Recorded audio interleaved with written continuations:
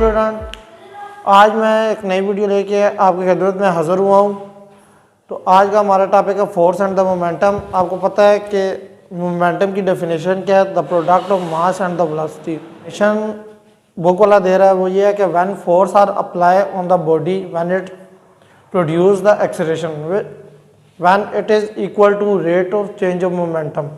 वो कहता है जब भी आप फोर्स अप्लाई करेंगे किसी चीज़ के ऊपर उसमें एक्सेलरेशन पैदा होगी और वो इक्वल होती है rate of change of momentum.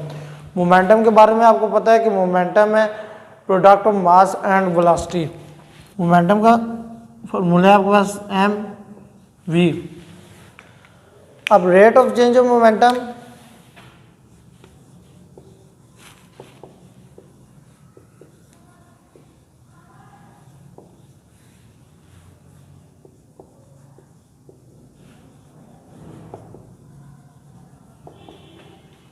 Initial momentum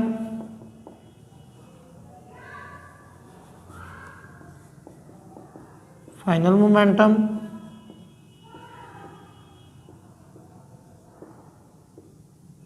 minus initial momentum.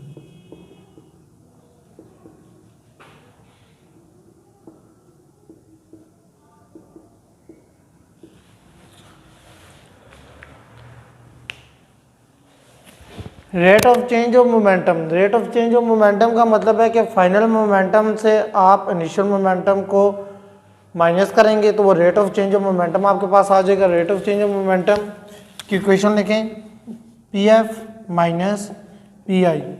अब इसमें फाइनल मोमेंटम क्या इक्वल है, आपको मोमेंटम के बारे में पता है, product of mass and velocity V F M V F minus M V I. अब अच्छा rate of change of momentum, rate of change of momentum की वजह से इसमें आपको डिवाइड करना पड़ेगा टी से टाइम, दोनों तरफ आप डिवाइड करेंगे इसको।